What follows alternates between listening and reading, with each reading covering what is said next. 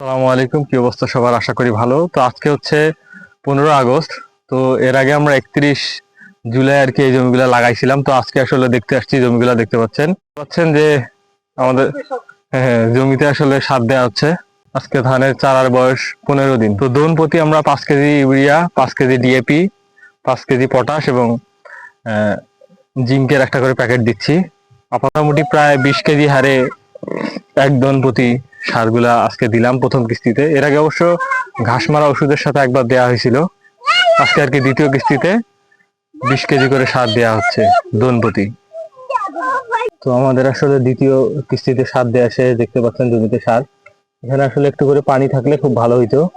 আশা করা যায় যে বৃষ্টি হবে, যেহেতু তার উপর ভিত্তি করে আমরা আসলে সারটা দিয়ে দিলাম। ইনশাল্লাহ বৃষ্টি হবে আশা করা যায়। তো দেখতে পাচ্ছেন যে ভাই সার দিচ্ছে। তো এটা হচ্ছে একটা প্লট, আর ওই দিকে ওই যে আর একটা, ওইটা হচ্ছে আর একটা প্লট। তো এখানকার যে ওখানে 3টা প্লট, এখানে একটা প্লট। তো ওই 3টাতে আসলে সার দেওয়ার কাজ চলছে, আর আমরা এইটাতে দিচ্ছি। তো ওইটা আসলে চলেন আপনাদেরকে দেখায় নিয়ে আসি।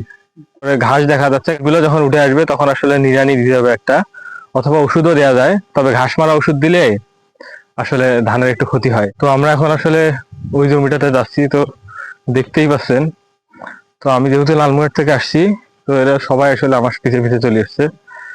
এমনিতে কিন্তু এখানকার আমি দেখছি যে এখানে যারা আছে পিচ্চি বাচ্চা, এরা কখনো ভুল করে আসলে দোলায় আসে না, কাজ করার কথা বললেও আসে না।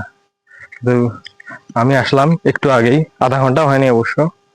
সবাই আসলে পিছে পিছে চলে আসছে। তো সবাইকে নিয়ে আসলে খেতে সাথ দিতে যাচ্ছি। তো চলেন সবার সাথে আপনাদেরকেও সাথ দেওয়া দেখায় নিয়ে আসি।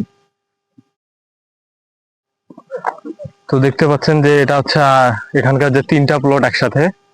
তো এটা হচ্ছে 3টা প্লটের সবার শেষের প্লটটা। তো এটা একটু নিচু, যে কারণে এটাতে পানি আছে।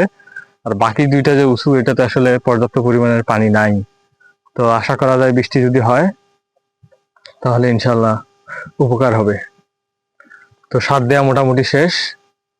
তো আজকের মতো এখানেই শেষ। এবং আজকে হচ্ছে 15 তারিখ। তো আমরা 20 থেকে 21 তারিখের মধ্যে আবার পুনরায় এসে এখানে মাজরা পোকার যে ওষুধ সেটা একটা দিব, আর একটা হচ্ছে গোড়ায় যে পচানি ধরে সেটার একটা ওষুধ দিব। তো তখন ইনশাল্লাহ আবার আপনাদেরকে আপডেট জানানো হবে।